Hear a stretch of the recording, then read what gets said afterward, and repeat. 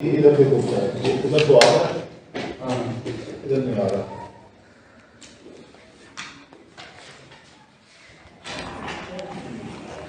वो आने को ना वो प्रोजेक्टर ऑफ नहीं है सर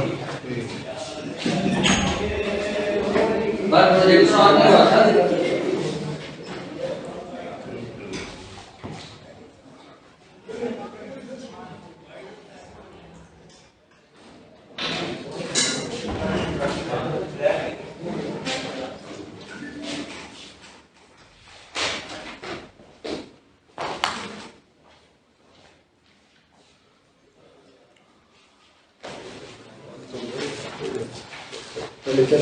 नहीं चला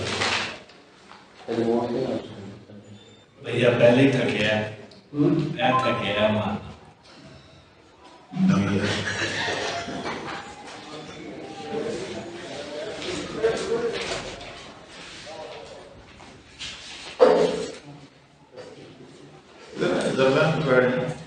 सही नजर आएगा इंशाल्लाह। वो अनवर नहीं है लाइट है, हाँ लाइट हो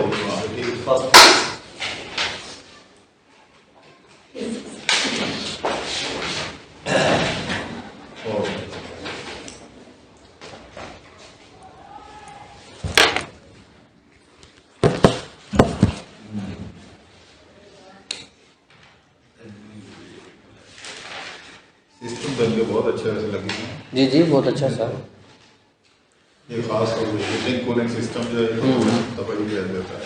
ये सारी गर्मियों के लिए सर बहुत हुई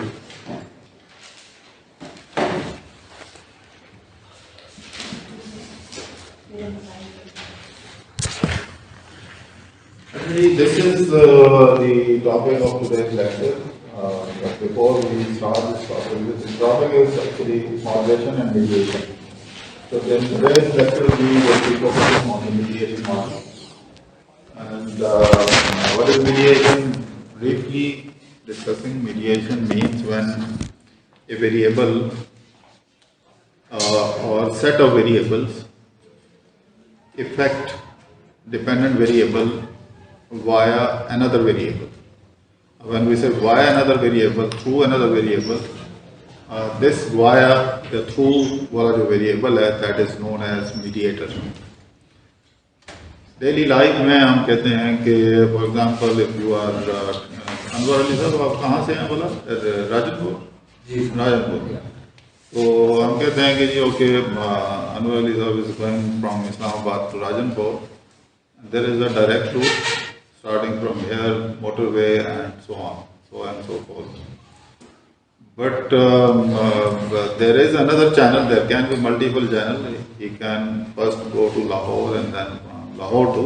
तो ये जो वाया हम कहते हैं, so this is in terms of models, mathematical models या HR या marketing में हम कहते हैं कि a variable is affecting the final response variable through another variable.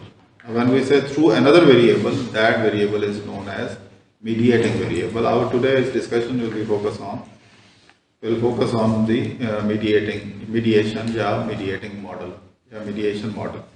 Mediation is of two types. Later on we will also discuss some examples from marketing and HRM, and there are multiple examples from finance as well. Social science में ये model बड़ा use होते हैं लेकिन आगे आगे फिर आ जाएगा अभी तो जनरल बात है स्पेसिफिक फिर आगे फिर आएगा इंशाल्लाह स्पेसिफिक वो एग्जांपल के साथ में इंशाल्लाह तो before we start mediation model there are a few questions from the previous lecture. Very quickly we will be reviewing what we have done in the last lecture. In the last lecture we discussed factor analysis. Factor analysis is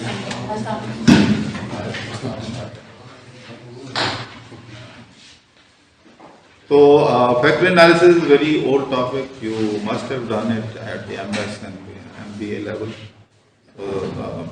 But still I will be sharing with you some of the results related to the factor analysis so that you are able to interpret them and you should be able to estimate the exploratory factor analysis. You should be able to do the other related principal component analysis, etc. The source of this lecture is ND Field, chapter 6, and in different editions of the ND Field, there are different chapters. But this is from the latest edition of the ND Field, chapter 6. And also you can access the relevant files on IBM SPSS, जिसमें जो भी उसमें relevant discussion जो उसके में क्या कहते हैं उसको manual जो मिलते हैं IBM SPSS के जो manual है, तो in manual you can also find this topic and the related files as well, data files as well. But when it comes to the concept of the factor analysis is of two types. एक को हम exploratory factor analysis कहते हैं and the other one is known as confirmatory factor analysis. In short, EFA is exploratory factor analysis for the studies, for the research, for which a significant amount of literature is not available.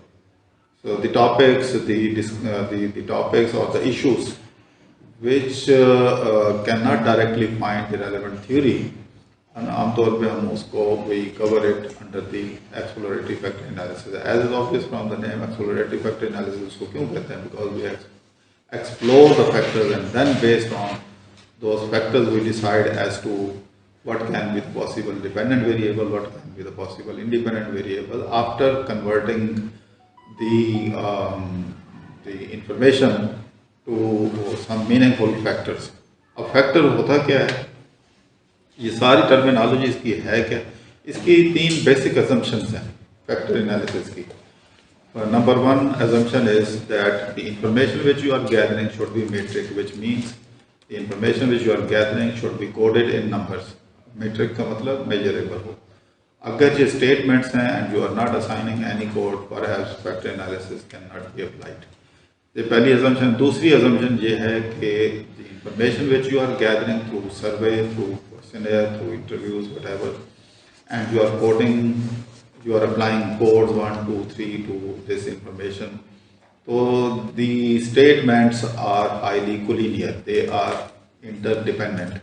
जैसे Likert scale जो होता है, Likert scale का basic purpose ही यही है कि you gather information from various perspectives on the same variable, and obviously since you are covering multiple perspectives, multiple dimensions of the same variable, asking 10 questions, 9 questions, 19 questions from different perspectives, तो जो Likert scale का जो development का purpose ही यही था कि एक आप respondent से एक different way से you explore, you find out, you dig out the information.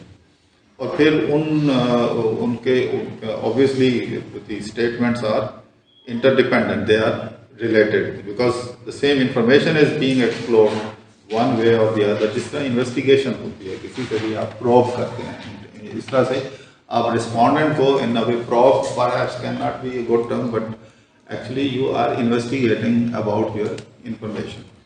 So you try to get maximum possible perspective of the same variable. तो इसको Likert scale based पे हम करते हैं. तो वो obviously they must be linearly related. इसी Cronbach alpha जो हम निकालते हैं, Cronbach alpha is also based on covariance. और correlation जो है वो भी covariance based है, हमने किया हुआ है, डिटेल से किया हुआ है. Correlation कैसे निकालते थे? Covariance is divided by the square root of the variances. तो Cronbach alpha के फार्मूला में भी covariances यूज होते हैं. तो इसलिए हम Cronbach alpha जब हायर आता है तो हम कहते हैं कि दे आर हाईली कोलिनियर.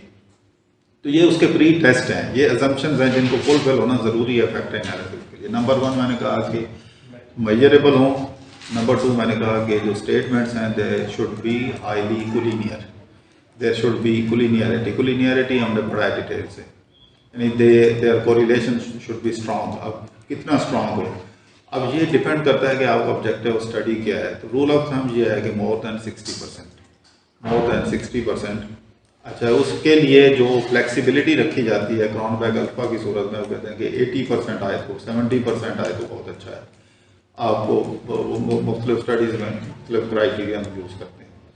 तो कोरिलेशन जो है वो 60% से अगर ज़्यादा आ रहा है तो Cronbach alpha में, क्योंकि मल्टीपल वेरिएंस को वेरिएंस कि फॉर्मेट यूज़ हो रहे होते हैं फार्मूला में, न्यूमरेटर में, डिनोमिनेटर में, हम उसको कहते हैं कि इफ़ इट इज़ 70% और मोर तो ये कोलिनियरिटी को शो कर रहा है। हम कहते हैं कि अच्छा जी बहुत अच्छा है। वो बहुत अच्छे का क्या मतलब होता है कि क्रोनबेक अल्फा जी बहुत अच्छा है। क्रोनबेक अल्फा का अच्छा होने का मतलब ये है the statements are highly, the responses are highly collinear, they are interdependent, they are related. अच्छा, अदरवाइज जब एनालिसिस, जब रिग्रेशन एनालिसिस कर रहे होते हैं तो हम कहते हैं कि collinearity is the disease, data disease, इसको करेक्ट करना ज़रूरी है। तो उसकी करेक्शन में जैसे मैंने और बहुत सारे मेथड बताए थे, उनमें से मैंने आपको लिखवाया था एक principal component analysis which is also a factor analysis. तो बेसिकली हम कोलिनियर स्टेटमेंट को कन्वर्ट करते हैं नॉन कोलिनियर स्टेटमेंट्स। ये फैक्टर एनालिसिस का वन लाइनर ऑब्जेक्टिव है। तो one liner objective of factor analysis क्या है? Converting highly collinear relationship to uncorrelated. तो we convert highly collinear relationships to the factors which are not linearly related, तो उन factors में हम कन्वर्ट करते हैं। तो दो एजम्पशंस को मैंने बड़ी डिटेल से बता दिया। नंबर वन मेट्रिक, मैं दोबारा इसको आपको सम अप करता हूँ। पहला मैंने बताया कि डाटा मेट्रिक हो, स्टेटमेंट्स जो हैं उनकी कोडिंग हो। नंबर टू हाईली कोलिनियर हो, यानी उनके दरमियान इंटरडिपेंडेंसी, जो रिस्पॉन्सेज हैं they should B inter related. और तीसरा जो इसमें है वो हम कहते हैं कि डाटा एडिक्वेसी। डाटा एडिक्वेसी क्या है? यानी सैम्पल साइज रीजनेबली लार्ज हो। एक ओपन स्टेटमेंट है, there are different ways to determine the size of sample. बहुत सारे हैं, उसमें कुछ स्टैटिस्टिकल मेथड्स हैं, कुछ रूल ऑफ थंब बने हुए हैं जो रिसर्चर्स ने अपने एक्सपीरियंस की बेस पे बताए हुए हैं। फॉर एग्जांपल, जैसे मैंने लास्ट टाइम आपके साथ शेयर किया था कि CR कोठारी जो है बहुत बड़ा अच्छा स्टैट्स के ऊपर कमांड है इंडिया के अंदर, सब कॉन्टिनेंट का एक बहुत बड़ा स्टेटिशियन समझा जाता है। तो उसने जो अपनी बुक में जो क्राइटेरिया बताया है कि नंबर ऑफ स्टेटमेंट्स, यानी नंबर ऑफ क्वेश्चन जो आपके हैं पूरे क्वेश्चनएयर में, उसको आप 5 से मल्टीप्लाई करें, that should be the minimum sample size. For example, अगर आप 50 क्वेश्चन पूछ रहे हैं तो 5 से मल्टीप्लाई करें तो कम से कम आपका 250 का सैंपल हो। अब ये सैंपल एडिक्वेसी, ये 250 या 300 या 1000, ये तो रूल ऑफ थंब को हम फॉलो करके हम कह रहे हैं, ये हम रिवाइज कर रहे हैं जो हमने लास्ट टाइम डिस्कस किया था। लेकिन उसके लिए कोई स्टैटिस्टिकल क्राइटेरिया हैं। वो स्टैटिस्टिकल क्राइटेरिया क्या हैं? जैसे ये जो है बार्टले टेस्ट ऑफ स्फेरिसिटी है। तो बार्टले टेस्ट ऑफ स्फेरिसिटी जो है ये काई स्क्वायर बेस्ड टेस्ट है जो हम निकालते हैं। ये अगर सिग्निफिकेंट आ जाता है, sorry KMO, Bartlett test of sphericity तो कोलिनियरिटी को मेजर करेगा। KMO है, जैसे KMO जो मेजर्स ऑफ सैंपल एडिक्वेसी है, इसको टेस्ट कहते हैं। KMO जो है वो एब्रीविएशन है। ये 3 स्टैटिस्टिशियन हैं, उनके फर्स्ट लेटर्स हैं उनके नाम के, तो उनके ये हैं। तो रूल ऑफ थंब क्या है? Item multiply by 5। ये 3 बेसिक असम्पशंस हैं जो करके उसके बाद यहाँ से कहानी ख़त्म नहीं हो जाती। This is the first step. In assumption को मीट करने के बाद ये फैक्टर एनालिसिस।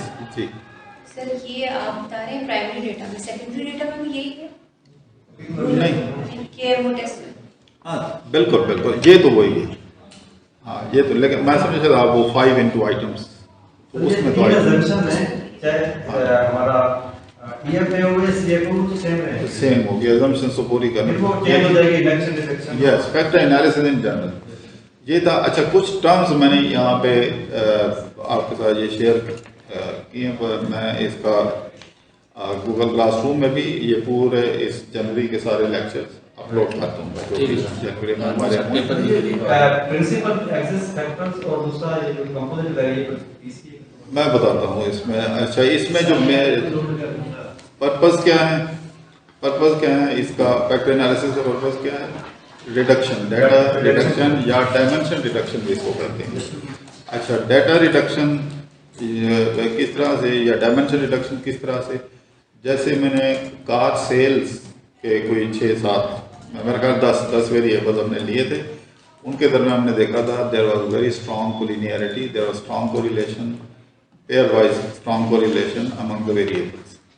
तो because of the strong correlation we recommended principal component analysis या फैक्टर एनालिसिस। अब जब हम कहते हैं डाटा रिडक्शन तो इसका मतलब ये है कि वो ग्रुप कर देता है सिमिलर जिनके दरमियान स्ट्रॉन्ग कोलिनियरिटी होती है, उनको ग्रुप करके एक नया वेरिएबल बना देता है जिसको फैक्टर कहते हैं। आपका क्वेश्चन था कि फैक्टर किसे कहते हैं, तो फैक्टर इसको कहते हैं। तो factor is something which is develop from different dimensions या डिफरेंट आइटम्स या डिफरेंट क्वेश्चंस को क्लब करके कि ये एक स्टेटमेंट का जो रिस्पॉन्स है वो very little some amount of information वो दे रहा है आपको। एक स्टेटमेंट का आंसर है वो कम इंफॉर्मेशन दे रहा है। तो you group them together in order to single out the major chunk या major impact of 6 statements 7 statement. वो सिस्टम खुद वो क्राइटेरिया बताते हैं, जिस तरह हमने लास्ट टाइम किया था कि 40% से ज़्यादा इंफॉर्मेशन दे रहा है तो उनको ग्रुप कर दे, उससे नीचे वाले को कोलैप्स कर दे। तो वो अगर आपके 10 स्टेट आइटम्स हैं क्वेश्चंस के, तो उनमें से बेस्ट जो 6 हैं उनको ग्रुप करेगा या 3 को करेगा, यानी the items which are providing maximum possible information about the question which are being asked in the question, तो बाकी को वो कोलैप्स कर देगा। तो ये हमारा एक बेस्ट वो आ जाता है। अब जब वो 6 स्टेटमेंट्स आती हैं तो उनका एक फैक्टर बन जाता है। वो फैक्टर उसके अगर मैनुअली बनाने हो तो हम उसका एक वेटेड एवरेज भी ले सकते हैं, हम उसका एक मीडियन भी निकाल सकते हैं। सिस्टम जो है वो उसके मुताबिक उसकी वेट्स में कन्वर्ट करके तो वो निकाल देता है, उसके इफेक्ट्स को कंबाइन करके एक निकाल देता है। इसके अलावा अगर आपने ये finding the common factor in the construct, अगर आपके स्टेटमेंट्स हैं और आपने उसमें से कॉमन फैक्टर्स निकालने हैं। कॉमन फैक्टर्स एक स्टेटमेंट है जो आप एक सर्वे है, मसलन कंज्यूमर रिलेटेड सर्वे, एक फैमिली के 12 मेंबर्स हैं। अब 12 मेंबर्स में हर एज ग्रुप का रेस्पोंडेंट है, तो आप उनसे क्वेश्चन पूछते हैं उस प्रोडक्ट की क्वालिटी के बारे में, उनकी लाइकिंग डिसलाइकिंग के बारे में, उसकी एडवर्टीजमेंट जो प्रमोशन पॉलिसी है उसके बारे में, या in comparison with the other products. तो उनमें कुछ कॉमनैलिटीज आपको सामने आती हैं, कुछ कॉमन फैक्टर नज़र आते हैं कि ये बच्चे को भी पसंद है, इस एज वाले को भी, इसके एज वाले को भी, कुछ कॉमन फैक्टर्स होते हैं, उनको हम फिर कंस्ट्रक्ट कहते हैं। उसकी बेस पे जो कॉमन फैक्टर्स आते हैं उनको कंस्ट्रक्ट कहते हैं। उसको फिर हम खुद ऑब्जर्व, रिसर्चर खुद ऑब्जर्व करता है कि अच्छा ये कुछ काम, उसको फिर हम कंस्ट्रक्ट कहते हैं। उन कंस्ट्रक्ट्स की बेस पे फिर वेरिएबल्स बनाए जाते हैं।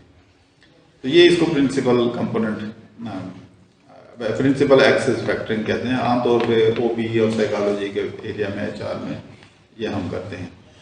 तो फैक्टर कंस्ट्रक्ट कैसे करते हैं, क्योंकि आप इससे डर गए थे, लेकिन मैंने फार्मूला आपके साथ शेयर करना है कि स्टैट अगर आप एक्सेल शीट में खुद फैक्टर बनाना चाहें आप आसानी से कर सकते हैं। ये फार्मूला मैंने यहाँ पे लिखा हुआ है। इसको फैक्टर एनालिसिस है क्या, ये सारा मैट्रिक्स अप्रोच है। आप वो आता है नहीं आता, सिस्टम से आप करवाएं, एसपीएस से करवाएं, लेकिन उसके पीछे वर्किंग का थोड़ा बहुत तो आइडिया हो, ताकि आप जब मेथोडोलॉजी लिखें तो मेथोडोलॉजी वाला चैप्टर खाली ना हो। इसलिए ये स्टेप्स आपको बताए जाते हैं। तो अगर आपने मैनुअली करना, क्योंकि हमने ये सारी चीज़ें कैलकुलेटर पे मार खाई हुई है, कंप्यूटर लैब में ही होता था।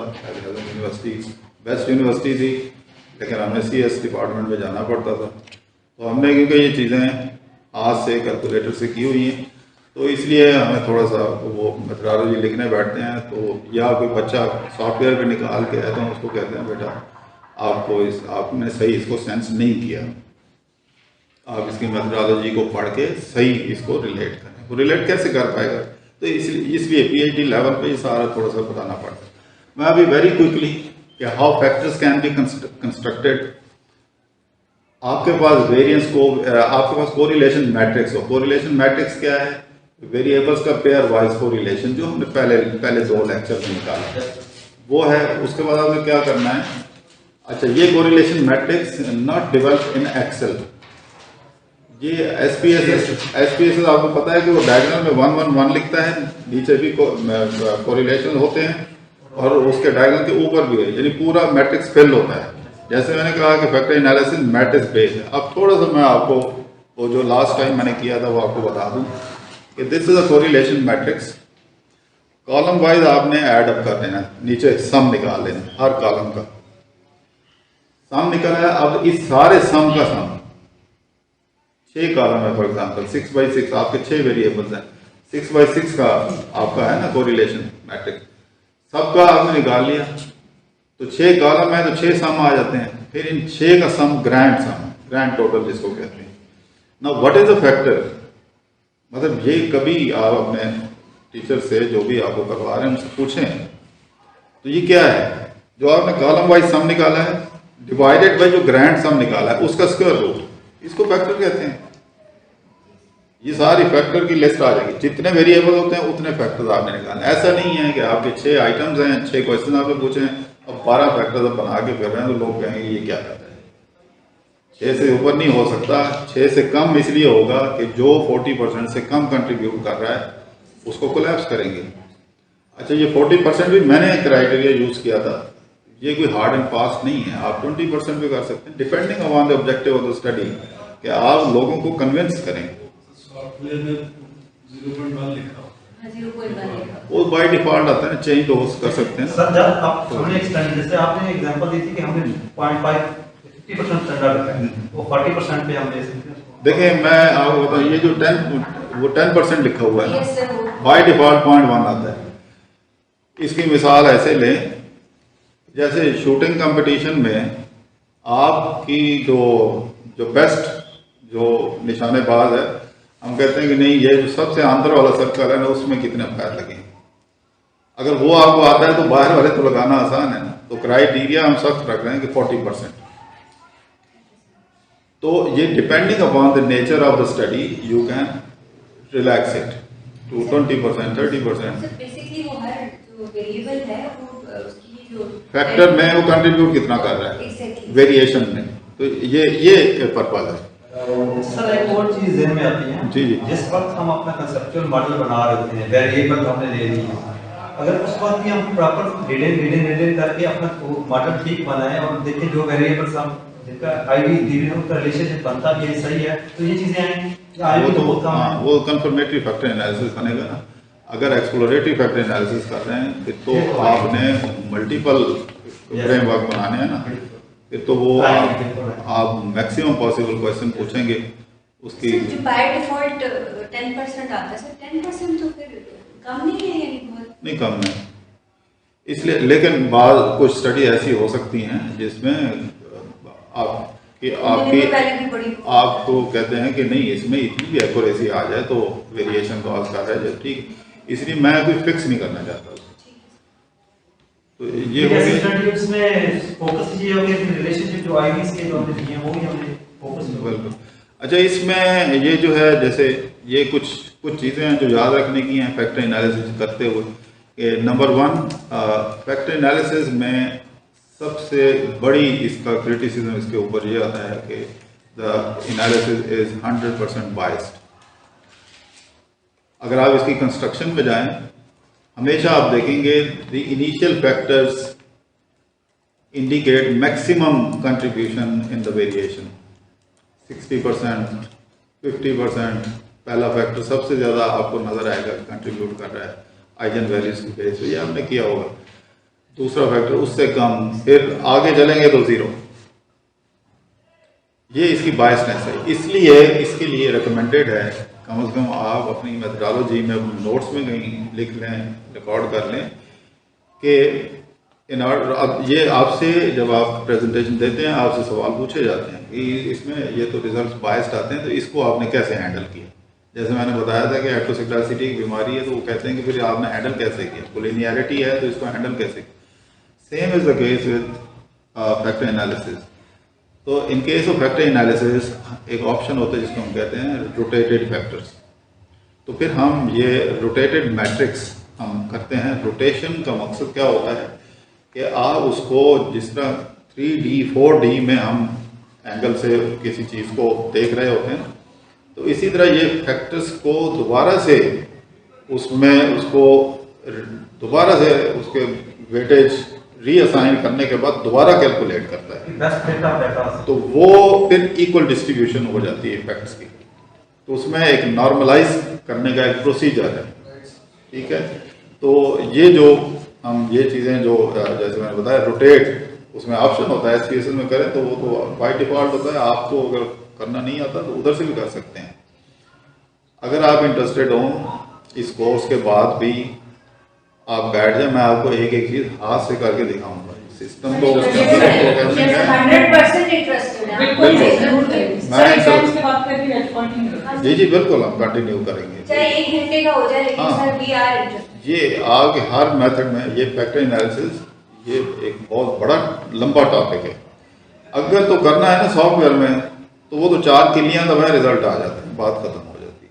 लेकिन उसके पीछे सारी फिलॉसफी जो इसकी मेथडोलॉजी बिल्ड करनी होती है, उस मेथडोलॉजी को एक दफा बिल्ड करके या अपने हाथ से करेंगे एक्सेल में, तो आपको याद रहेगा कि ये रिजल्ट्स का मतलब क्या है। वरना उतना होगा जितना आपने वो कहीं से पढ़ा होगा, किसी ने समझाया होगा, बस। PhD थीसिस में ज़रा और या रिसर्च पब्लिकेशन के लिए वो ज़रा उतना काफ़ी नहीं। तो ये है, अब इसका ये फार्मूला है डिफरेंट, ये जो काई स्क्वायर हम जिसे मैंने बताया कि वो हम मेजर करते हैं लिनियरिटी है या नहीं है, इस तरह से बार्टले टेस्ट ऑफ स्पेरिसिटी। तो ये अगर 60% से ज़्यादा आ जाता है इसकी वैल्यू, हम कहते हैं कि ठीक है, ये हमारे रिक्वायरमेंट को, हमारी अजम्पशन को पूरा करता है। ये सारे ये KMO इसी तरह एडिक्वेसी, अच्छा कि एक तो मैंने बताया था ओवरऑल सैंपल की एडिक्वेसी वो KMO से निकल के आ जाती है। ऊपर छोटा सा एक मैट्रिक्स आया था रिसर्च से, जिसमें टेबल आया था, उसमें KMO की वैल्यू थी। लेकिन हम हर आइटम का भी, हर जो आपने क्वेश्चन पूछा है ना, उसकी भी सैंपल एडिक्वेसी चेक करते हैं, जो मैंने आपको वो एंटी इमेज कोरिलेशन मैट्रिक्स दिखाया है, जिसके ऊपर AAA लिखता है SPSS, और कुछ नहीं। ये तो याद रख लें कि एंटी इमेज का आप बॉक्स क्लिक करेंगे तो जो रिजल्ट्स आएंगे उसमें स्मॉल a लिखा होगा डायगोनल के ऊपर, उसको देखना है। वही क्राइटेरिया है कि 60% से ज़्यादा है तो गुड। अगर किसी आइटम के ऊपर 60% से कम आ रहा है तो उस क्वेश्चन को जाके आपने रीचेक करना है कि ये जो मैंने सवाल पूछा था इसमें आखिर रिस्पॉन्स इतना पुअर क्यों आया। ठीक है, ये बेसिक चीज़ें हैं। कॉम्प्लिकेटेड स्टैट्स को आप एक साइड पे भी अगर रखते हैं फॉर द टाइम बीइंग, फिर भी ये कुछ चीज़ें हैं जो याद रखनी चाहिए, जिसमें गलती की गुंजाइश निश्चित है। बाकी ये स्क्रीन प्लॉट ये तो वो ग्राफिकल है, वो ग्राफ बन के आ जाता है। बेस्ट जो फैक्टर्स हैं वो आपको टॉप पे आ जाते हैं, फिर उसके बाद फिर जो हॉरिजॉन्टल लाइन के ऊपर आते हैं उनको हम कंसीडर नहीं हैं। ये मैंने ऑप्शन चेक ही नहीं किया था उसमें, मैं करा कोई मसला नहीं है उसमें। आपको रिजल्ट्स जब आपके साथ शेयर करूँ एग्जाम के बाद कराएंगे नहीं, जो नोट्स आपके साथ मैं कुछ ना कुछ आपको समझाऊंगा, रिजल्ट्स निकाल के तो उसमें मैं कुछ ना कुछ अपनी वॉइस रिकॉर्डिंग या कोई ना कुछ, वो ज़रूरी है ना। एग्ज़ाम के बाद तो बहुत कुछ और भी हो सकता है, ऐसी बात नहीं। अच्छा, ये टॉपिक हमने स्किप किया फॉर द टाइम बीइंग। ये बहुत इंपॉर्टेंट टॉपिक है, qualitative variable, quantifying the qualitative variable. अभी temporarily we skip this topic, but इंशाल्लाह विल डू इट। इसका मैं बता दूं कि इसकी इंपॉर्टेंस क्या है कि qualitative variables, handling the qualitative variables, mostly HR marketing में ये बहुत ज़्यादा होते हैं। फाइनेंस में कहाँ होते हैं? For example day of the weak effect आपने देखना है, मून इफेक्ट। इसी तरह जो बीच पे जो लोग जाते हैं उसका जो जी उसकी जो ऑसिलेशन है उसका इफेक्ट, ये स्टॉक मार्केट के ऊपर, फाइनेंशियल वेरिएबल्स के ऊपर, एक्सचेंज रेट के ऊपर, या इसी तरह ये जो है जनवरी इफेक्ट, ये इसको हम ये एनॉमलीज कहते हैं इसको। तो ये एनॉमलीज को obviously anomalies are the statements, odd statements odd variables which are qualitative in nature but which need to be quantified for the purpose of analysis. तो ये डमी वेरिएबल का या बाइनरी वेरिएबल का एक बहुत बड़ा टॉपिक है। इसको मैंने कहा ये थोड़ा सा ये पहला लेक्चर जो ये हैवी था, तो इसको हम थोड़ा अभी पोस्टपोन कर रहे हैं, ये बाद में हम करेंगे। अभी आज जो हम करने लगे वो ये है, ये टॉपिक थोड़ा सा आसान है, इसको आप समझ लें।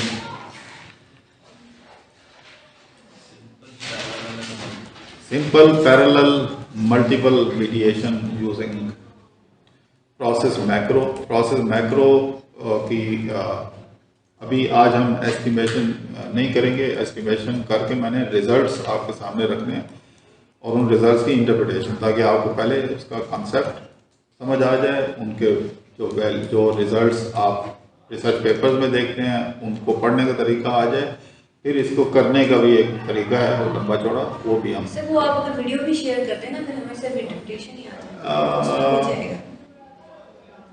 ठीक है, इसकी कि वो तो सर रन ही करना है ना, यानी हाँ सॉफ्टवेयर पे रन करना है। हाँ ठीक है, ठीक है। रिजल्ट्स।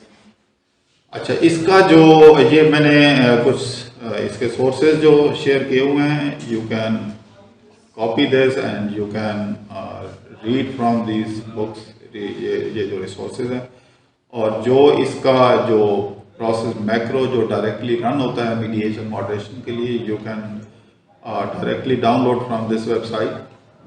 एंड्रयू हेस की अपनी वेबसाइट पे डाउनलोडेबल में आता है, और इसको डाउनलोड करने के बाद it provides you the option of add in either in SPSS और SAS या ARC सॉफ्टवेयर के अंदर। ये तीनों के लिए कंपैटिबल है, और इसका जो बनाने वाला है वो एंड्रयू हेस HAYES।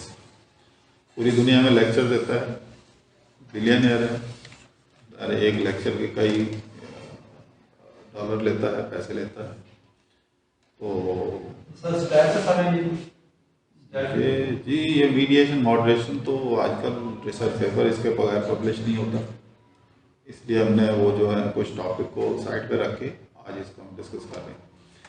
तो ये इसमें इसी तरह बैरन कैनी की ओरिजिनल इसकी बुक जो है वो मार्केट में अवेलेबल आर्टिकल भी है इसके बैरन कैनी। जी जी, बैरन कैनी को आपने मेहरबानी करके फॉलो बिल्कुल नहीं करना, ठीक है। और हमारी तो अभी सुई उधर ही है। नहीं उसको निकाल लें। उसका नाम भी नहीं लिखना चाहिए था। हाँ नहीं, मैंने जानबूझ के लिखा है क्योंकि ये एंड्रयू हेस ने इसको डिबेट किया है कि ये किस तरह क्योंकि ये वो बताया गया है इसकी बुक में। एंड्रयू हेस की ये बुक का नाम है, इसने अपनी बुक के अंदर बैरन कैनी की बाकायदा हेडिंग दे के 2 पैराग्राफ में इसको क्रिटिसाइज किया कि ये किस तरह गुमराह कर रहा है। अच्छा किया आपने बता दिया। जी, मैं ये इसलिए आपके फ़ायदे के लिए ये 1986 के इसका जो आर्टिकल है, जो इसकी रिसर्च है जो पब्लिश हुई इस जर्नल के अंदर, ये पर्सनैलिटी एंड एमएस में हमने मॉडरेटर मीडिएशन इस कैन यूज किया, लेकिन कंफ्यूज ही किया, बस किया लेकिन वो कंफ्यूज नहीं है। वो नहीं करना प्लीज। ठीक हो गया। अब ये इसको जिसको हम आज डिस्कस कर रहे हैं कि mediation. Now 3 variables with very simple mediation model, 3 variables are involved. X is the independent variable, Y is the response या dependent variable, and mediation model is M1. तो जब हम कहते हैं कि Y is regressed on X, ignoring M1, तो वो जो regression हम करते आए हैं अब तक, and then we discuss the standard error, the t-test, the value of t significant and insignificant, ये तो उधर है। But here we will not be directly regressing y on x only. इसके साथ हमने ये जितने पाथ हैं उतनी रिग्रेशन रन करनी पड़ती है। तो एंड्रयू हेस ने ये किया है कि उसने प्रोग्रामिंग कर दी है कि वो अलग अलग एक रिग्रेशन को एस्टिमेट करने की बजाय सिंगल कमांड के अंदर वो तीनों को एस्टिमेट कर देता है if it is a simple mediation model. आगे हम पढ़ेंगे और भी हैं, ये this is known as simple mediation model. Simple में जो है कि पहले हम जो है एक तो रिलेशनशिप इसकी मीडिएशन जो है A to B, फिर नहीं ए टू बी वाली बात ठीक नहीं है. X to M1 this path is known as A to B नहीं है ये. अब here when you are estimating this relationship, M1 will be the dependent variable, X will be the independent variable. इसको ऐसे समझिए. फिर सेकंड स्टेज पे y is the dependent variable, M1 is the independent variable. अब यहाँ पे एक चीज को समझें कि M1 with reference to X is dependent variable. Picture को देखें. M1 is the, अगर बाकी आगे अभी ना जाए, M1 is the dependent variable with reference to X because X leads to M1. And with reference to this Y, M1 is the independent variable. ये mediation की सबसे बड़ी डेफिनेशन है कि what is mediator? Mediator is the variable which qualifies for both dependent variable, independent variable. It is dependent variable with reference to independent variable X. It becomes independent variable when you view it with reference to Y, the final response variable. तो इसमें at a time ये independent variable भी consider होता है जब आप Y के लिहाज से देखते हैं और X के लिहाज से ये डिपेंडेंट है. ठीक हो गया. ये जो कोफिशिएंट है ये for example A is the coefficient when M1 is considered as the dependent variable, X is independent variable. B is the coefficient, slope coefficient, जिसको बीटा हम लिखते थे. When Y is considered as the dependent variable, M1 is independent variable. लेकिन ये सारे at a time calculate किए जाते. ये दो रिग्रेशन होगी मीडिएशन में, एक M1 के साथ X और दूसरा Y के साथ M1. तीसरी रिग्रेशन है डायरेक्ट Y की X के साथ. तो मीडिएशन में in simple mediation you will be estimating one जो A लिखा हुआ है, एक रिग्रेशन, दूसरा B जो पाथ लिखा हुआ है और तीसरा C. ये तीन रिग्रेशन हम एस्टिमेट करें. अब इसमें ये तो सिंपल मीडिएशन है. अब आगे पहले मीडिएशन को अच्छी तरह समझ लें, फिर आगे हम बेसिकली हम रिग्रेशन तो Y तक रन कर रहे हैं, लेकिन M1 is mediating the role. Mediating role. हाँ, यानी हमने इनडायरेक्ट पाथ अपनाया टू Y और एक हमने डायरेक्ट पाथ बनाया है. ठीक है. अभी डायरेक्ट इनडायरेक्ट को अभी सिर्फ इनडायरेक्ट याद रखें कि we are estimating the effect of X on Y through M1. This is indirect. अच्छा, अब ये है, इसमें दो मीडिएटर्स हैं. इसको कहते हैं parallel mediation. This is known as parallel mediation. वो सिंपल थी पहली सिंपल है, एक मीडिएटर है. अब यहाँ पे दो हैं. इनके आगे एग्जांपल भी आएंगी बिजनेस से. अब पैरेलल मीडिएशन क्या है?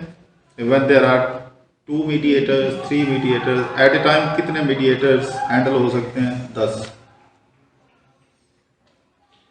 ये बहुत ही एडवांस हो जाएगा. एट ए टाइम 10 मीडिएटर्स आप हैंडल कर सकते हैं. 10 से ऊपर फिर आपको कुछ प्रोग्रामिंग करनी पड़ेगी. सर जैसे हमने यहाँ 2 मीडिएटर ले लिए और जो फर्स्ट टेबल में सिंपल वाली बताई थी, यहाँ पे पहले स्टेप में वही होगी, दूसरी हम नीचे वाला दूसरा को ऐड कर रहे थे. बिल्कुल. ये एरो हेड्स हैं, ये डायरेक्शन शो कर रहे हैं. जी बिल्कुल. यहाँ पे ये बात याद रखें, जब आपने कंसेप्चुअल फ्रेमवर्क बनाने हैं अपने अपने, और आप अभी से कोशिश करें, मैं पहले लेक्चर से ही आपको कह रहा हूँ कि आप कुछ सोचें अपने टॉपिक के बारे में.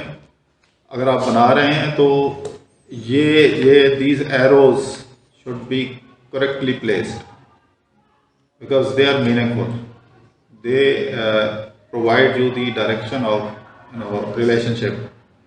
फॉर एग्जांपल ये X2 है, via M1 it is affecting Y. X is also affecting Y through M2. 2 mediator हो गए.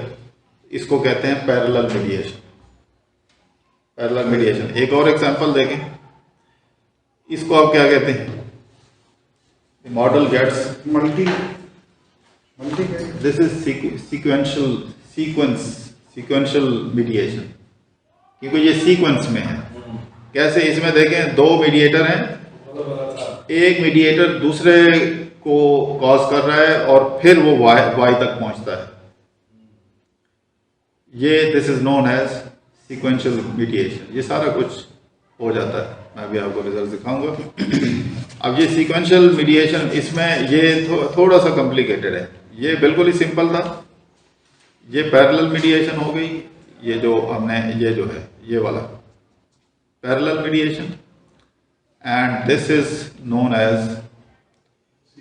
Sequential mediation. सीक्वेंशियल मीडिएशन इसको क्यों कहते हैं? Because x leads to m1 and m1 leads to m2, लेकिन at the same time m1 directly affects y। ऐसे बहुत सारे वेरिएबल्स होते हैं जो थ्रू m2 भी इफेक्ट कर रहे होते हैं और डायरेक्ट भी इंडिपेंडेंट वेरिएबल को कॉज कर रहे होते हैं। ठीक है, ये एक एग्जांपल है, ये सिंपल मीडिएशन की एग्जांपल है। Mastery, goals, interest and achievement. Advance statistics के कोर्स में अचीवमेंट का आपका टारगेट है, एंड इस पे जाहिर है कि this achievement is possible through mastery. यानी if you study more, you discuss more, you follow different statistician, read their, listen to them, attend their lectures, and then you build your command. ये mastery goal. Once you have achieved the mastery goals, this creates interest. अगर आपको कुछ चीज़ें आपने पढ़ना शुरू कर दी, command हासिल करने की कोशिश की, तो then it creates interest. And when you have achieved the goal of interest, when you have developed interest, now through this interest you can achieve your goals. तो ये एक मीडिएशन मॉडल है, डायरेक्ट यानी थ्रू इंटरेस्ट। अब अगर आप mastery करना चाह रहे हैं बट इंटरेस्ट इज लूजिंग, तो achievement can not be directly achieved. इसका ये मतलब है। ये सिंपल की एग्जांपल, ये एक एग्जाम्पल, इसकी सिंपल मीडिएशन की एग्जाम्पल है कि आप अपने प्रोफेशन में अचीवमेंट करना चाह रहे हैं, तो बुनियादी जो इसमें बेसिक जो एक पिवटल रोल है वो that is of interest. Whether you are able to develop your interest, if you do not develop your interest, achievements will remain incomplete. तो डायरेक्ट हम जीरो नहीं कहेंगे। अच्छा, अब इस एनालिसिस को कैसे किया जाए, तो यहाँ से अब मैं आपको थोड़ा समझाऊंगा कि डायरेक्ट इनडायरेक्ट का यहाँ पे क्या रोल है। अगर हम इस अचीवमेंट का जो गोल है, if we directly regress on mastery, mastery को हम इंडिपेंडेंट वेरिएबल लें और अचीवमेंट को डिपेंडेंट वेरिएबल लें, तो एक रिग्रेशन रन हो जाएगी, 2 वेरिएबल रिग्रेशन, सिंपल। अभी इंटरेस्ट को साइड पर रख दें,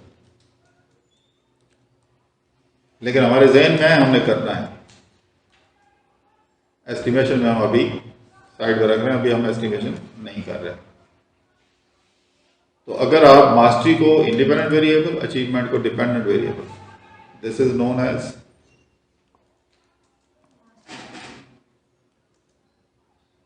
मैं 3 ऑप्शन देता हूं, आप गैस करें। Direct effect, direct effect, indirect effect, total effect. Direct. This is total effect. क्योंकि अभी करें सर, आप क्वेश्चन रिपीट करें। सॉरी, क्वेश्चन ये है, आपके मॉडल के अंदर ये असल मॉडल है आपका, मास्टरी, इंटरेस्ट, अचीव। अभी आप एक रिग्रेशन रन कर रहे हैं, इंटरेस्ट को आपने साइड पे उसको इंक्लूड ही नहीं किया। जैसे हम वेरिएबल चूज करते हैं ना रिग्रेशन रन करते हैं, आपने मास्टरी को चूज किया, अचीवमेंट को, लेकिन ज़हन में है ये इस मॉडल की तरफ आना है। स्टेप सोचा है आपने कि पहला स्टेप में ये करके देखूं कि इनका आपस में कोई रिलेशनशिप भी है कि नहीं। तो this is known as simple effect, जिसको टोटल इफेक्ट आप कह सकते हैं। This is effect of mastery on achievement. अब आप लेके आए हैं इंटरेस्ट को बीच में। अब आप क्या कर रहे हैं, पहले इंटरेस्ट की मास्टरी के साथ रिग्रेशन, फिर आप इंटरेस्ट की अचीवमेंट के साथ रिग्रेशन।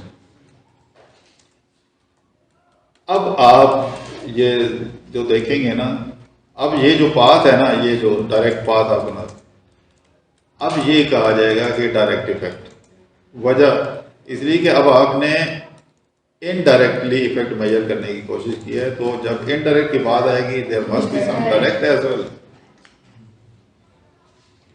ठीक है, अब ये जो बात है ऊपर हमने इसको, जैसे ये था कि मास्टिक को चीज, ये हमारा डायरेक्ट पार्ट था, जैसे आपने लोअर वाला एग्जांपल भी दिया राजन, ये डायरेक्ट इनडायरेक्ट की बात ही नहीं थी, टोटल। इसको सिंपल इफेक्ट या टोटल इफेक्ट। अब बाया इंटरेस्ट जब आप आ रहे हैं तो फिर डायरेक्ट इफेक्ट। अच्छा, अब आप देखें, अब आपने ये तीनों अलग अलग रिग्रेशन एस्टिमेट छोड़ते हैं, एंड्रयू हेस को, एसपीएसएस को, सिंपल आपके पास एक्सेल है, कुछ नहीं है, और आपने ये मीडिएशन मॉडल रन करना है। 3 रिग्रेशन एस्टिमेट करनी पड़ेगी। नंबर 1 ये मास्टरी की इंटरेस्ट के साथ, नंबर 2 इंटरेस्ट की अचीवमेंट के साथ, और नंबर 3 मास्टरी की अचीवमेंट के साथ। इस बात को हमने नाम दिया हुआ है ए, ऊपर मैं आपको दिखाऊंगा, आपको आपकी याद आ रही, यानी ए। जब आपने ये एस्टिमेट कर दिया तो इसका कोफिशिएंट आएगा स्लोप कोफिशिएंट, उसको हमने कह दिया ए, या बीटा कह दें, जो भी कह दें, एक बात है। एक आपने कर लिया इसकी रिग्रेशन, तो इसको कह दिया बी। अब इस कोफिशिएंट को इसके साथ जब मल्टीप्लाई करेंगे तो this is known as indirect. A को बी के साथ मल्टीप्लाई करना पड़ेगा, coefficient of one regression multiplied by coefficient of another regression. आगे जाके आपको ये रिजल्ट दिखाऊंगा। n1 कॉमन भी जी n1 कॉमन नहीं, आपने M1 कॉमन देखें, आपकी 2 अलग अलग रिग्रेशन है। इफेक्ट के इन सेंस ऑफ इफेक्ट बात कर रही हूं। हाँ, तो वो यहाँ पे इंडिपेंडेंट का रोल है ना, जब बी को आप देख रहे हैं वहाँ पे डिपेंडेंट का रोल है। हाँ, ठीक है सर। तो जब ए को बी से मल्टीप्लाई करेंगे तो this is known as indirect. ये इनडायरेक्ट इफेक्ट हो गया। अब डायरेक्ट इफेक्ट कौन सा होगा? सी। आपने एक रिग्रेशन रन की है एक्स की वाई के साथ, जिसको हमने सी कहा हुआ। उस वक्त ये नहीं था, M1 नहीं था। इस सी में से ए इंटू बी माइनस कर देंगे तो इनडायरेक्ट इफेक्ट, डायरेक्ट इफेक्ट निकल आएगा। इनडायरेक्ट तो ए बी है ना, सी टोटल है। ठीक है सर। सी टोटल, आप मैं बात कर रहा हूँ, आपने एक्सेल में 3 रिग्रेशन रन किए। एक की ये पाथ है ऊपर, फिर ये है, फिर ये 3 हो गई। तो जो 2 की कोफिशिएंट से मल्टीप्लाई करेंगे इसको कहते हैं इनडायरेक्ट इफेक्ट।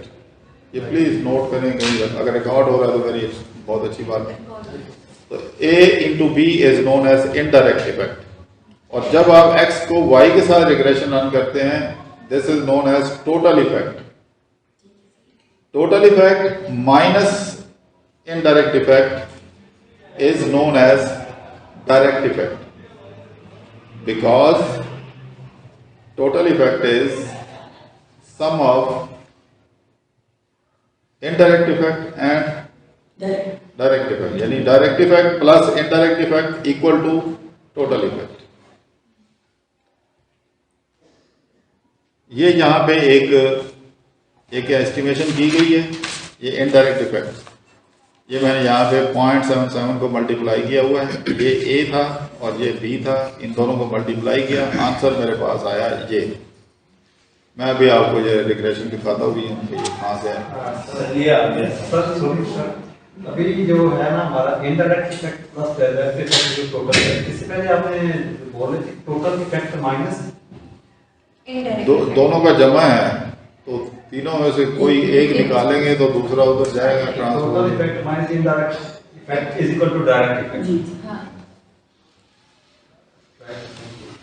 ठीक है। अब जब ये आप इस तरह की बात करेंगे ना, direct effect, indirect effect, total effect, यहाँ तो हमने ऊपर सी लिखा हुआ है ना, जब आप यहाँ ये सी जो है ये टोटल इफेक्ट है। जब आप टोटल इफेक्ट में से इनडायरेक्ट इफेक्ट निकालते हैं तो फिर इनडायरेक्ट इफेक्ट को हम सी प्राइम कहते हैं। ये सी डैश, ये जैसे ये लिखा हुआ डायरेक्ट इफेक्ट, इसका सिंबल हमने चेंज कर दिया।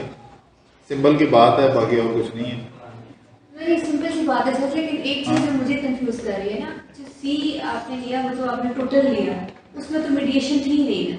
हाँ, फिर आप उससे जब मीडिएशन की डेफिनेशन आ गई तो फिर वो उसको डिफरेंशिएट करने के सी के ऊपर डैश लगा दिया। देखें, मैं एक बात याद रखें, अगर इनडायरेक्ट इफेक्ट है तो उसको डायरेक्ट कहेंगे ना। नहीं, वो सारी बातें हाँ। देखिए, टोटल इफेक्ट है, उसमें तो मीडिएशन है ही नहीं। आप नहीं। उससे फिर आप इनडायरेक्ट इफेक्ट निकालें अब- जहाँ मीडिएशन है। अब कंबाइन कर रहे हैं ना, पहले तो हमने अलग अलग कर दी। ठीक है जब अलग अलग करेंगे तो हर एक की अपनी अपनी डेफिनेशन है। सर, इस केस में टोटल इफेक्ट जो है वो indirect effect plus direct effect है। हाँ, और अगर निकालना माइनस करना तो होगा। उस अच्छा, ये कैसे आया सारा? ये रिजल्ट्स हैं, ये रिजल्ट्स हैं जो अभी मैंने दिखाया था, मास्टरी गोल्स। यहाँ पे ये एक वेरिएबल है इंटरेस्ट। मैं आपको पहले मॉडल दिखा दूँ कि कौन सा मॉडल एस्टिमेट हुआ है इसमें ये मॉडल एस्टिमेट हुआ है, ये वाला। इसकी पिक्चर लेके अपने सामने रख दें। ये जो है, ये मैं इसको बड़ा कर दूँ, ये और भी बड़ा कर देता हूँ ये, ताकि ये आप, ये मॉडल हमने एस्टिमेट किया है। इसका सीक्वेंस याद रख लें। A to B and B to C। कितनी रिग्रेशन है? ठीक 3 रिग्रेशन होगी ना, इंटरेस्ट की मास्टरी के साथ। और ये इंटरेस्ट के चीप एक दफा इंटरेस्ट जो है वो डीवी होगा, एक दफा एक दफा आई IB होगा। भी होगा। मास्टर ये यहाँ पे इन रिजल्ट्स की तरफ बाद में आते हैं। ये रिजल्ट, ये मैं इसको थोड़ा सा छोटा कर दूँ ताकि आपको सही पढ़ा जाए।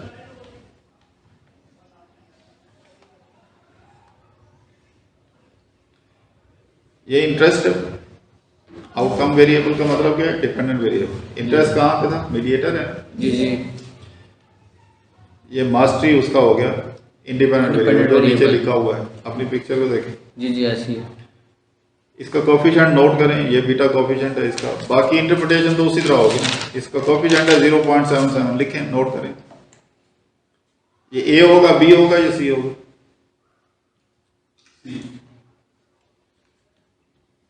आप को मैंने पिक्चर इसलिए लेने दी थी कि आप इसको ध्यान में रखें। ए है, इतना याद रखें प्लीज। पिक्चर सामने रखें तो ए लिखें, ए इज इक्वल टू 0.7701। जी ये देखिए, मैंने नीचे दिखा भी दिया। अब समझ आ गई है? जी जी। ये ऊपर वाली, ये जो रिग्रेशन है ये इससे रिलेटेड है, पहला पार्ट। दूसरा इसका पार्ट है ये अचीवमेंट। अब डीबी हो गया, अचीवमेंट किधर है? वो आखिरी जो। और अब इसने दो, जब ये सिस्टम एस्टिमेट करेगा ना तो ये दोनों को आई भी लेता है।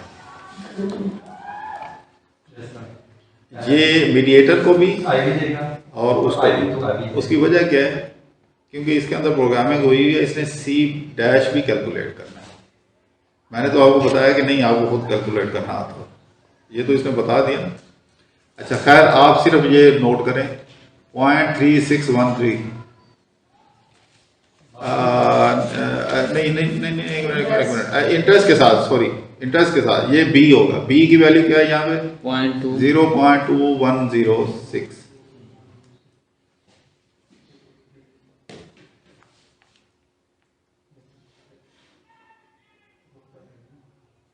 ये इस तरह से रिजल्ट्स रिपोर्ट करते हैं। ये बिल्कुल मैं ये आप पेपर के फॉर्मेट में ये आपके साथ शेयर किया जा रहा है। अचीवमेंट आपका था। अब जब ये एक रिग्रेशन उसने रन की, इसको इसके साथ, दूसरी उसने इसके साथ। अभी फिलहाल इसको आप छोड़ें। सर ये जो एक मिनट, ये यहाँ पे अब वो बता रहा है ये टोटल इफेक्ट को नोट करें 0.52। टोटल इफेक्ट क्या था? सी से सी डैश नहीं, सी सिर्फ सी कितना है 0.5235। जी आपने ए बी लिखा हुआ है, जी लिखा हुआ है। जी सर। ए को बी से मल्टीप्लाई करें जरा अपने कैलकुलेटर पे जल्दी से। ए को बी के साथ मल्टीप्लाई 0.7 हाँ हाँ 0.77 लिखा होगा ना, हमने मैं लिखवाया था। ये मैंने आपको ये तस्वीर दिखाई थी, ये 0.7701 ये ए है, ये बी है 0.2106 सर ये मल्टीप्लाई करें 0.1621। मल्टीप्लाई किया जी जी 0.1621। उसको, ये जो टोटल इफेक्ट था ना, किधर गया?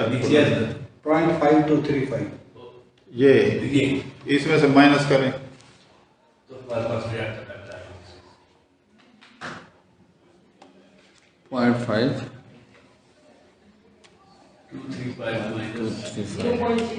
361 यहाँ नजर आ रहा है कोई? जी sir different effect of X and Y. अब आपने ए लिखा हुआ है, बी लिखा हुआ है, सी लिखा हुआ है, सी डैश, ये आपने जो निकाला है ये सी डैश है, 0.3614।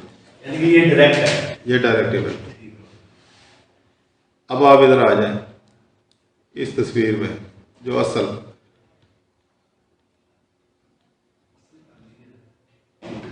ये आपने एस्टिमेट किया है जी मीडिएशन मॉडल। ये जो आपने कैलकुलेशन की है इसको रिपोर्ट कैसे करेंगे?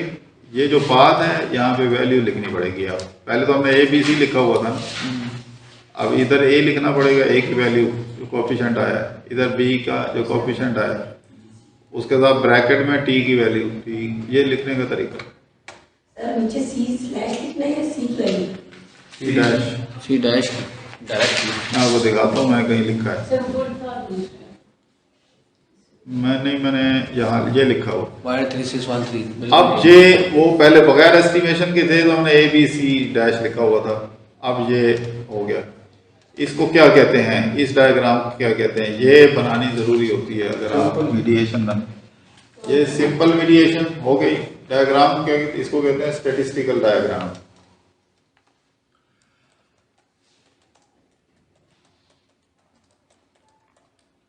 क्योंकि आपने रिजल्ट्स एस्टिमेट करके वो स्टैट्स यहाँ पे रिपोर्ट कर दिए हैं।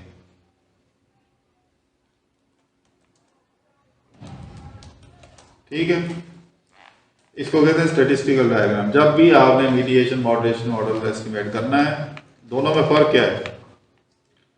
फर्क ये है कि जब आप ये सोच रहे थे, ये आपका कॉन्सेप्ट है, ये कॉन्सेप्ट कहाँ से बिल्ड किया? लिटरेचर से। इसको कहते हैं कंसेप्चुअल फ्रेमवर्क। आपने डाटा इकट्ठा किया, एस्टिमेशन की, एस्टिमेशन करने के बाद सीधी सीधी रिग्रेशन है और कुछ नहीं है। आपने रिग्रेशन की, उसके रिजल्ट्स निकाले और उन रिजल्ट्स को आपने यहाँ पे लिख दिया। इसको आप कहते हैं स्टैटिस्टिकल डायग्राम। जब आप पेपर में, ये समझाने के लिए यहाँ पे और चीज़ मैंने ऐड नहीं की, पेपर में या आप थीसिस में जब लिख रहे होंगे तो फिर आप इसके साथ लिखेंगे, ये ऊपर इधर से जाएगा। जी सर उल्टा है सर थोड़ा।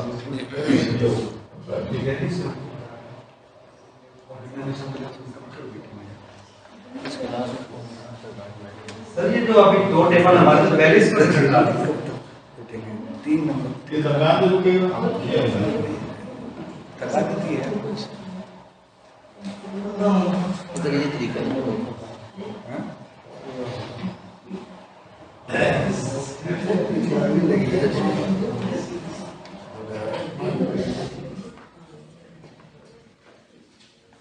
सर ये दो भी हमें टेप शो हो रहे हैं हमारे पिक्चर्स, हाँ, ये उसकी वैल्यू से सर क्या कर रहे हैं? नहीं वैल्यू सर किधर है? जैसे सर मार्क्स यहाँ 0.7701 है और इसके है 0.607। ये और चीज़ है यार, मैंने इसका कहा है आपको कुछ, बस ये आपके सामने आ गई तो ध्यान नहीं है। मैंने उसकी कोई बात ही नहीं की। पहले इसको तो समझे ये क्या है। इसको एक चीज यहाँ मिसिंग है, जब आप ये तो लिखना मैंडेटरी है, जब आप मीडिएशन मॉडल कर लेंगे इसके साथ आप लिखेंगे ब्रैकेट में टी की वैल्यू, जो भी इसकी टी की वैल्यू टी यहाँ भी टी स्टैट है, इसका जो भी टी वैल्यू या टी स्टैट है, यहाँ भी टी स्टैट है। इसके कई तरीके हैं, ये तो इसके साथ ताकि क्यों लिखते हैं टी अलग अलग में निकालनी पड़ेगी फार्क। नहीं यार, एक तो कह रहे हैं ये निकली हुई है।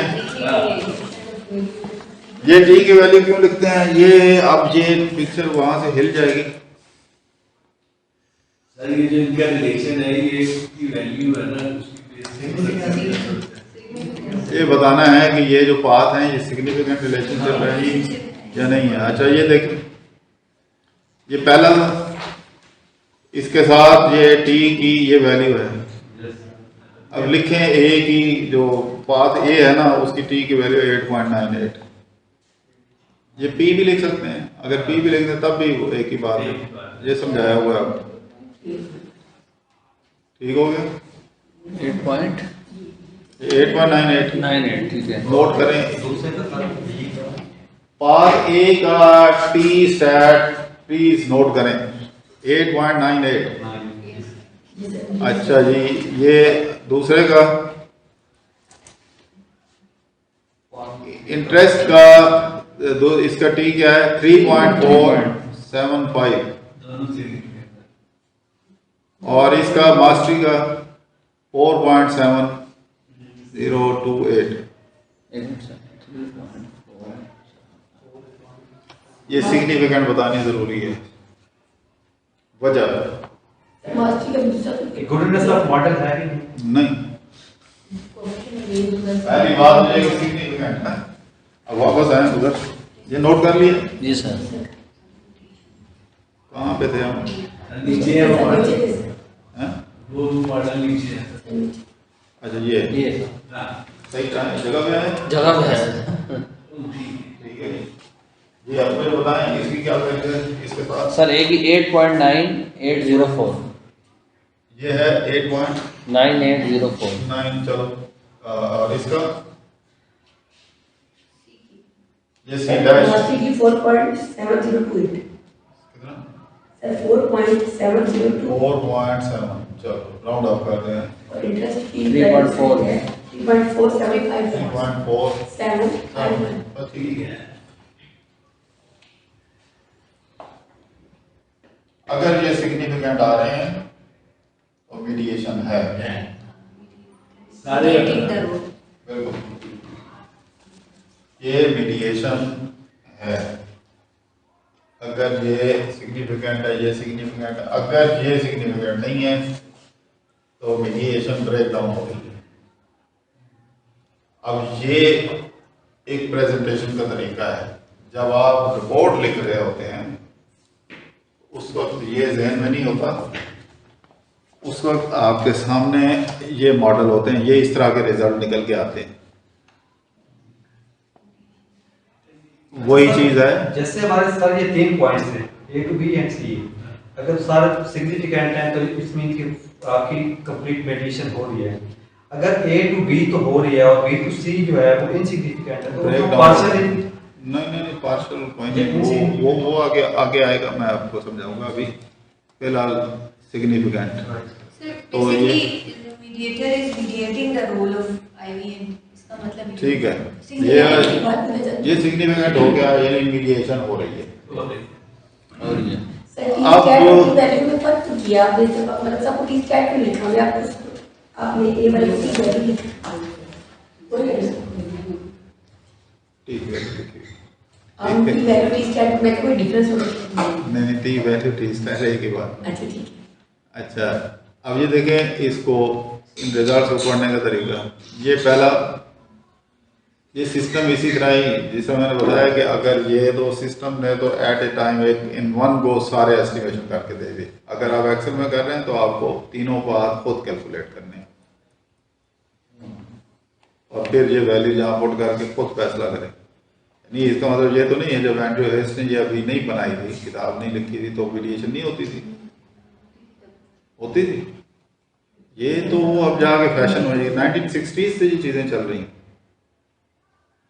60s से। बैरन कैनी ने बहुत बड़ा ब्लंडर किया। 1938 का एक मैथमेटिशियन का ये कॉन्सेप्ट था, उसके मैथमेटिक्स को समझे बगैर इतना वो किया उस पर कि इसको क्या कहते हैं अनस्टैंडर्डाइज कोएफिशिएंट्स रिपोर्ट करना शुरू कर दिया।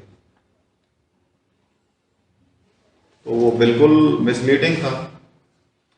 मजीद इसके ऊपर हम अभी ये जब आपको आ जाएगा, जब आप थीसिस राइटिंग में, मजीद इसके ऊपर डिस्कशन हम करेंगे। अभी आप ये समझ लें कि बैरन कैनी को आपने फॉलो नहीं करना, इसलिए कि उसके पूरे आर्टिकल को पढ़ें। मैं आपके साथ शेयर कर दूंगा गूगल क्लासरूम में। उसको इसके मैथमेटिक्स की समझ ही नहीं है।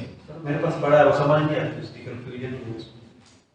तो बहरहाल ये अच्छा, आप जी देखिए इसको रिजल्ट्स को पढ़ने का तरीका, वो तो मैंने सिंपल करके समझा दिया ना। ये मॉडल की समरी जैसे होती थी, R square 36%, mean square error, F significant. इसमें एक मीडिएशन और मॉडरेशन मॉडल के अंदर एक एक्स्ट्रा चीज जिसको लाजमी इंटरप्रिटेशन में लेके आना होता है, वो ये होता है LLC1। किधर चला गया ये 2, इधर चला गया, तेजी से नीचे चला गया। ये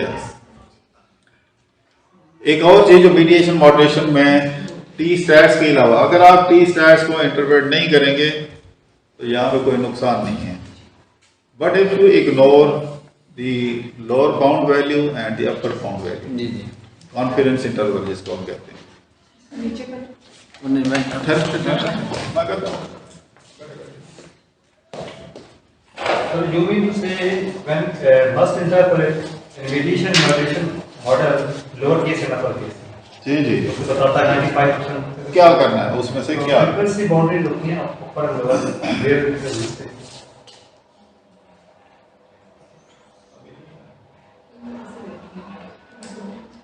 स्पीड दे दो सकती नहीं सर, नहीं।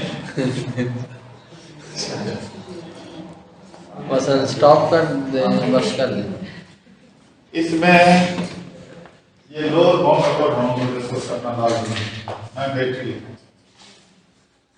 क्या मतलब, ये दोनों का साइन अगर एक है, पॉजिटिव पॉजिटिव पॉजिटिव पॉजिटिव, तो इसका मतलब है कि मीडिएशन विल परसिस्ट। मीडिएशन ऐसा नहीं है कि एक पॉइंट के ऊपर होगी आगे जाके ब्रेक डाउन होगी। इसका क्या मतलब है, दोनों पॉजिटिव होते हैं, वो दोनों पॉजिटिव हो दोनों नेगेटिव हो वो तो परसिस्ट करेगी, वरना नहीं कर मीडिएशन कुछ पॉइंट्स के ऊपर होती है, कुछ के ऊपर नहीं होगी। क्या मतलब सर अगर पॉजिटिव नेगेटिव नेगेटिव पॉजिटिव हुआ तो मेडिटेशन नहीं होगी। नहीं नहीं नहीं, हो नहीं। रही है, कुछ पे हो रही है। ये देखिए ये एक लाइन है, मार्कर का खत्म है। अरे ये इनमें से कोई निकल आएगा।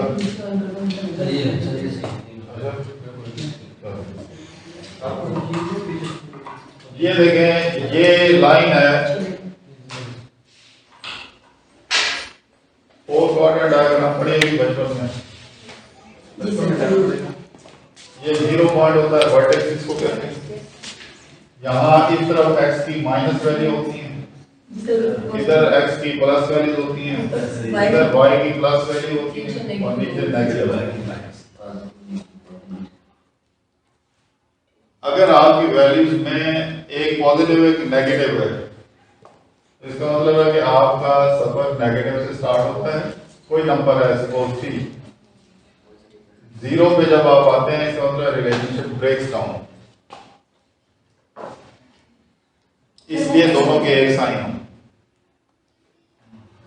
यानी जो आपने मीडिएशन फाइंड की है, mediation means it moves like, इधर रिलेशनशिप जा रहा है। ये नहीं है कि इधर तक है आगे फिर गैप है और फिर ये जैसे ये जहां से हम शुरू करें, ये इधर 0 आ गया, यहाँ रिलेशनशिप ब्रेक हो गया, फिर फिर ये इधर कहीं स्टार्ट होता है। This is not proper mediation. Mediation exist on certain points and it does not exist on certain other points. ठीक है, ये बात याद है। तो ये अच्छा, हमारे इस मॉडल के अंदर पॉजिटिव है। अच्छा, ये कब होगी? ये अगर 3 सिग्निफिकेंट होगा फ्री होगी ना, तो ये होगी। जी जी पक्की बात है। मोर देन 90% केसेस में ये होगी, लेकिन ये जरूरी नहीं है। ऐसे भी आपको केस फेस करने पड़ सकते हैं जिसमें टी आपको सिग्निफिकेंट बता रहा हो और ये इधर जो है बहुत कम इसके चांसेस बहुत कम है। ये सर एक नेगेटिव और दूसरा पॉजिटिव हो, फिर टी सिग्निफिकेंट हो और ये इनसिग्निफिकेंट हो, दोनों की एक साइन होगी मोस्ट ऑफ द केस। इसमें सिग्निफिकेंट मेडिएशन हो रही है। तीन तो ये चुना है। ये हो। अब आप आ जाएं, ये जो नीचे ये मास्टरी और इंटरेस्ट का रिलेशनशिप हो गया, यानी ये पार्ट उस डायग्राम का ये पहला पार्ट डिफाइन हो गया। फिर ये दूसरा रिजल्ट आता है जिसमें सिस्टम क्या करता है, डिपेंडेंट वेरिएबल को सामने रख के पीछे जितने वेरिएबल होते हैं, मीडिएटर है, आईवी है, सबको एस्टिमेट, सबके साथ रिलेशनशिप को एस्टिमेट करता है अचीवमेंट के साथ। मिसाल के तौर पे ये इस तरह से, ये इंटरेस्ट मीडिएटर था, मास्टरी आईवी था। दूसरी स्टेज पे ये अचीवमेंट जो है वो इसको भी आईवी कंसीडर करेगा, इसको भी करेगा। अब ये आपने समझना है कि आपने जो कंसेप्चुअल फ्रेमवर्क बनाया है उसमें इंटरेस्ट का स्टेटस क्या है। इंटरेस्ट का स्टेटस मीडिएटर, ये आपने याद रखना है। अगर ये रिलेशनशिप आपको नहीं भी मिलता, मुमकिन है एग्जाम में ये किसी स्टेज में मैं आपको ये दो ही उड़ा दूं। इस ग्राफ से तो मास्टरी भी हो सकता है मीडिएटर, मिसअंडरस्टैंडिंग हो सकती है। हाँ, लेकिन अगर आपने अपने कंसेप्चुअल फ्रेमवर्क को तो मतलब उसको वायलेशन में नहीं जाना, आपने तो उसको उसी तरह समझना है। मिसाल के तौर पे आपको अगर एग्जाम में ये इंटरेस्ट और अचीवमेंट का रिलेशनशिप गिवन हो और ये जो है वो इसमें मेरा जिन जो है ना वो नंबर खा जाए, मास्टरी उसको हमें मीडिएटर में तो वो इसको खा जाए, ऐसे ना तो फिर आपको निकालना पड़ेगा। जिसे मैंने आपको कहा ना माइनस करके निकालें। ठीक है, वैल्यू भी आपको कैलकुलेट करेंगे सर। ये सी प्राइम है, ये जो 0.3613 है ना, ये सी डैश या सी प्राइम, सी के ऊपर ये इनडायरेक्ट इफेक्ट है, सॉरी डायरेक्ट इफेक्ट, ये डायरेक्ट इफेक्ट, ठीक है।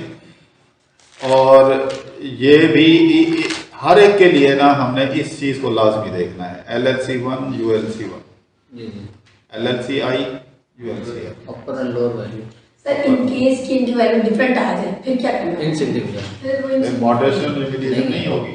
मतलब उसको बनाने की जिंदगी का क्या है फंडामेंटल। बस आप लिखेंगे कि ये जो आपने इनसिग्निफिकेंट कंसेप्ट तो सोचा था लेकिन डाटा प्रूव नहीं कर नहीं कर So it doesn't mediate No, no, but it's not. relationship. Sir अभी तक की तरह। सर मैं एक बात आगे पूछती हूँ, अगर हम प्रोबेबिलिटी में देख रहे हैं वो भी सिग्निफिकेंट है, एफ फैक्टर भी हमारा सिग्निफिकेंट आ रहा है, हमारा टी टेस्ट भी ओके आ रहे हैं, सिग्निफिकेंसी शो कर रहे हैं, इसके बावजूद हमारा लो या अपर केस में साइन चेंज आ रहा है, उस वक्त क्या होगा? ऐसा होगा नहीं, कभी हो जाए तो फिर ले आए। ठीक है सर, ठीक है, ओके हाँ। नीचे फिर लिख देने के रिलेशन तो इनसिग्निफिकेंट है, हाँ जी। which means कि मेडिएशन नहीं होगी। नहीं होगी। और sometimes जैसे मेरा मॉडल था एमएस में, ये प्लीज जरा बात सुनें। हाँ। जब मेरा एमएस में मॉडल था उसमें ये था कि जब मैंने मॉडरेशन मेडिएशन की उसमें कुछ वेरिएबल जो थे उनकी हो रही थी, कुछ की नहीं हो रही थी। उसमें फिर मैंने जिनकी हो रही हो तो हो रही है, जिनकी नहीं हो रही तो हमने कहा कि इनसिग्निफिकेंट है, मेडिएशन नहीं हो रही, ये पार्शियल मेडिएशन है। जस्टिफिकेशन दे दें उसकी। अच्छा ये देखें, ये एंट्रीहेस में हम क्यों करते हैं, एक तो मैंने बताया ना कि अलग अलग 3 डिग्री एंट्रीहेस, ये सारी चीजें वन गो में कैलकुलेट करके दे देता है। तो आपने पढ़ने का तरीका क्या है? मॉडल नंबर 1 जिसमें मीडिएटर रिग्रेस्ड ऑन IV, जैसे interest determined bye mastery. Model number 2 direct effect और बी पाथ, बी पहला ये पाथ था, और एक वो डायरेक्ट इफेक्ट भी कहीं कैलकुलेट, ये टोटल इफेक्ट भी कैलकुलेट, ये वहां पे टोटल, डायरेक्ट, इनडायरेक्ट। अब यहाँ पे ये सबको समराइज करके बताता है। Direct effect of x on y वहां पीछे भी किया, यहाँ पे अलग से भी बता दिया, 0.3613 डायरेक्ट है। अब इसको पढ़ने का तरीका, ये आपका C है, C नहीं है, ये C प्राइम नहीं है। ये जब कह रहा है ना total effect of x on y, please remember this must be C, not C dash. ठीक है, जब आप ये कह रहे हैं कि direct effect of x on y, this is C dash. अब मैं अगर आपको कहूं इन दो का डिफरेंस ले जरा difference, 0.5235 which is total effect, and और ये जो है 0.3613, this is known as indirect. दोनों का डिफरेंस लें, सॉरी 0.16। इसको क्या कहेंगे? नोट्स में लिखें यार, ये किधर आपको मिलेगा, फेल हो जाओगे। टोटल इफेक्ट में से ये इनडायरेक्ट इफेक्ट माइनस करें तो क्या आएगा? टोटल में से डायरेक्ट माइनस करें तो डायरेक्ट आएगा, डायरेक्ट माइनस तो क्या आएगा? ये इन दो का डिफरेंस क्या होगा? डायरेक्ट वाला C स्लैश इनडायरेक्ट होगा। इनडायरेक्ट। इनडायरेक्ट डायरेक्ट आपने ऊपर इनडायरेक्ट इफेक्ट निकाला है, निकाला वैसे। देखिए वो आता है, देखिए नंबर मैच करते हैं, करेंगे, बिल्कुल कर रहे हैं ना सर। 0.16 निकाला हुआ है, इनडायरेक्ट निकला निकला है। है। अब याद रखना है, जी जी, A को B से मल्टीप्लाई करें तो इसको कहते हैं इनडायरेक्ट इफेक्ट। टोटल इफेक्ट में से इनडायरेक्ट इफेक्ट निकालो तो डायरेक्ट इफेक्ट आ जाता है। ठीक है sir. Indirect effect plus direct effect is equal to total effect. Equation बनाई सर। बात सर ये खत्म। तो हमारा था 0.5235, ये हमारा टोटल था। इसमें से हमने 0.3613 जो डायरेक्ट को निकाला, तो ये 0.1622 ये हमारा डायरेक्ट। ये जो सर ये जो है C हैश जिसको हम कह रहे हैं, डैश, C डैश, हाँ ये यानी कि फिर A को मल्टीप्लाई करेंगे B से, फिर ये निकल आएगा। आप फिर टोटल में से निकालेंगे, फिर निकल आएगा। जी जी, टोटल में से माइनस करेंगे ना, A इंटू B को। ठीक है, यानी कि ये उस इक्वेशन में ये नहीं आएगा, वो डिफरेंस उसका। लेकिन ये इसमें खूबी ये है एंड मॉडल में कि ये आपको वो अलग से भी निकाल देता है, ये भी बता देता है, ताकि आपको चेक करना आ जाए। ठीक, यानी A निकालता है, B निकालता है, C अलहदा, C डैश अलहदा, ये चारों चीजें निकाल दें। अच्छा, अब आप आ जाएं इधर। इसमें कुछ और चीजें हैं जो इम्पोर्टेंट हैं। एक को हम कहते हैं पार्शियल मीडिएशन और एक को कहते हैं हम फुल मीडिएशन। ये आपने टर्मिनोलॉजी सुनी होगी। तो ये पार्शियल मीडिएशन और फुल मीडिएशन का क्या मतलब है? Partial and full, complete mediation and partial mediation.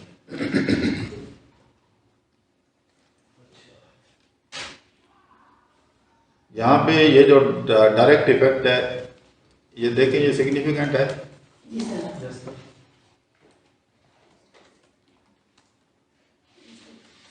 है ना? कैसे पता चला? T की वैल्यू, अगर ऐसा हो, T की वैल्यू भी थी और दूसरा लोअर केस अपर केस, इसको कहते हैं पार्शियल मीडिएशन। इनडायरेक्ट इफेक्ट, आपका डायरेक्ट इफेक्ट भी सिग्निफिकेंट था, ये देख लें, ये टोटल इफेक्ट भी सिग्निफिकेंट था, सिग्निफिकेंट है। ठीक है। आपने इनडायरेक्ट इफेक्ट भी निकाल के देख लिया, जी जी, और उसके बावजूद डायरेक्ट इफेक्ट जब आया तो ये सिग्निफिकेंट अभी भी रहता है, तो ये पार्शियल मीडिएशन है। कंप्लीट मीडिएशन क्या होगी कि जब ये इनसिग्निफिकेंट हो गए। डायरेक्ट इनसिग्निफिकेंट हो जाए तो वो सारा उसका रास्ता ऊपर से आ रहा है तो हाँ, वो इधर चलेंगे। डायरेक्ट कोई करना सीधी बात है, आसान है। सर इनडायरेक्ट इफेक्ट और टोटल इफेक्ट अगर सिग्निफिकेंट है तो इट्स मीन ये पार्शियल वेरिएशन, और अगर इनडायरेक्ट इफेक्ट और टोटल इफेक्ट जो है वो इनसिग्निफिकेंट है। नहीं, आप दोनों को एट ए टाइम नहीं है। टोटल इफेक्ट जो है ना उसको आप साइड पे रखें। इनडायरेक्ट इफेक्ट अगर सिग्निफिकेंट नहीं रहता मीडिएशन रन करने के बाद नहीं रहता तो फुल मीडिएशन। अगर इनडायरेक्ट इफेक्ट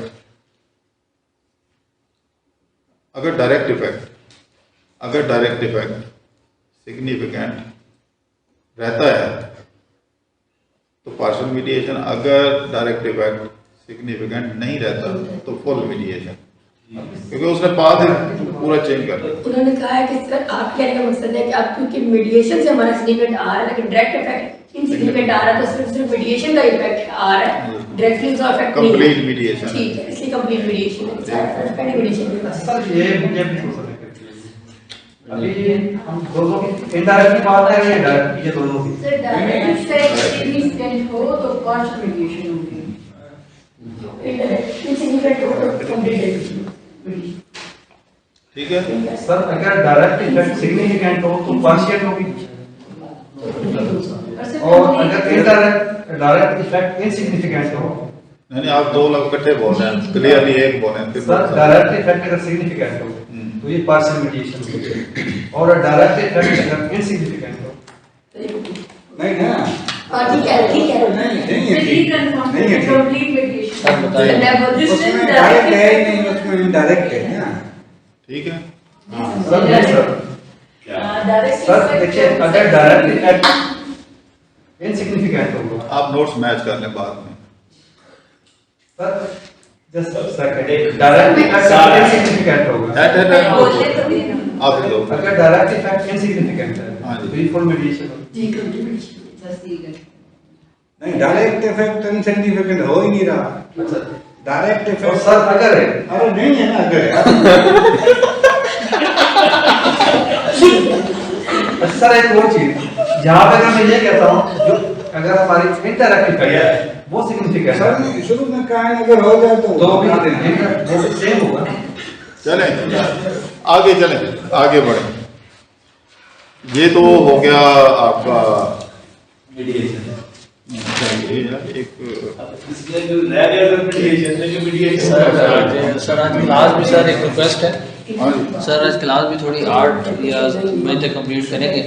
सर वो उनका बेबी गर्ल हुई है सर, वो भी कुछ लेके आए मिठाई, वो ये भी लेके आए हैं इनके साले साहब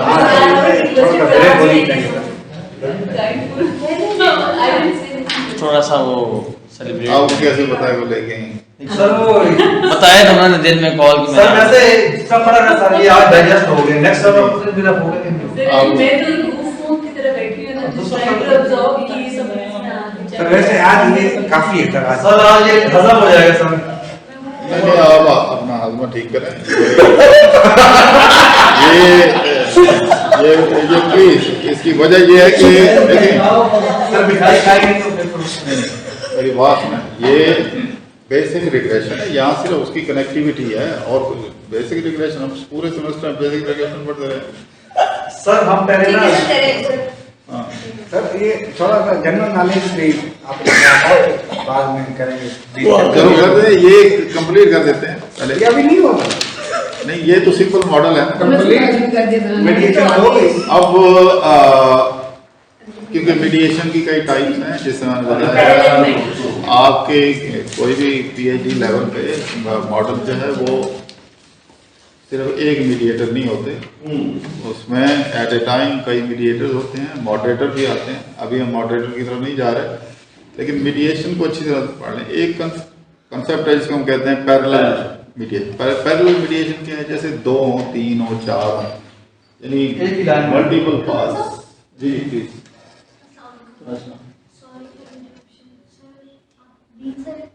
जी जी। सर मैं सजीला कह रही हूँ कि आपको बता दूं कि अच्छा, किधर आना है? ऊपर सामने है यार ये HR एनालिटिक्स तो सर हम वेट करेंगे व्हाट टू ज्वाइन आपका वेट करें सर आप ज्वाइन हाँ मैं अभी याद है सब में आने चाहिए if you guys want to join you End हो गया। कैन शुरू कब हो रहा है? सॉरी सर एंड हो गया। If you have any question or HR analytics,